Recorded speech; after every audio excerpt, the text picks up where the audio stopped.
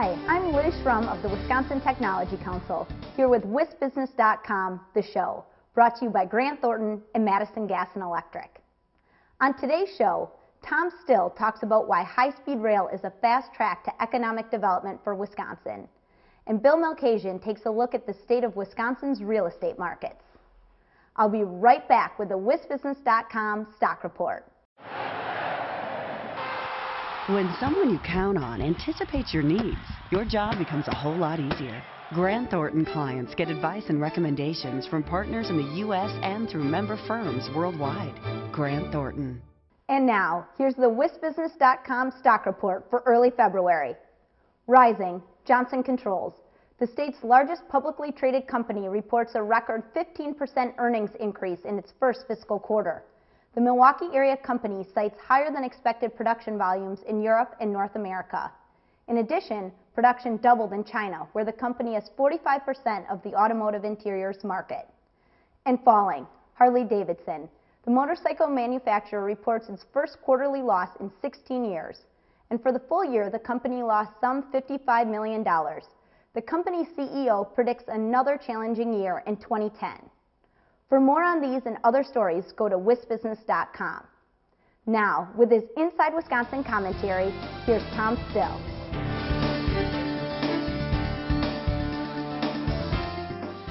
For decades, Wisconsin has largely stood by while other states aggressively competed for their fair share of federal grants and aid. It's why we're a tax donor state, meaning our taxpayers contribute far more to the feds than they get back in return.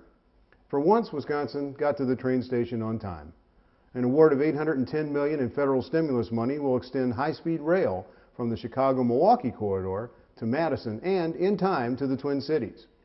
By working with other Midwest states, Wisconsin will get a share of the $8 billion in federal high-speed rail grants.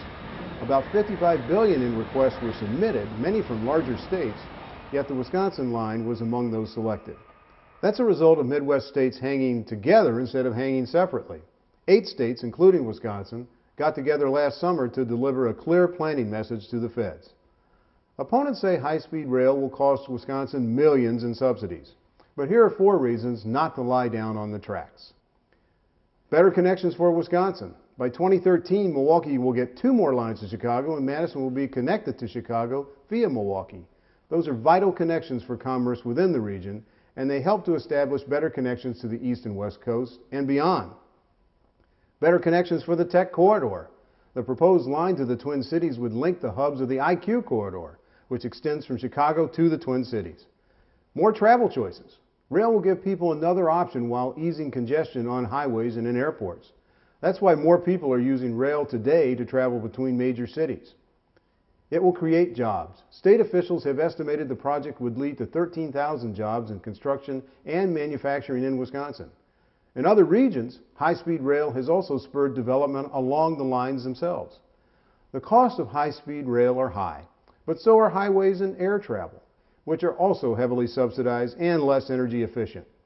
With help from its neighbors, Wisconsin has won a federal grant that can help transform its economy. Let's keep it on track. Thanks, Tom. I'm back with Bill Malkasian, president of the Wisconsin Realtors Association.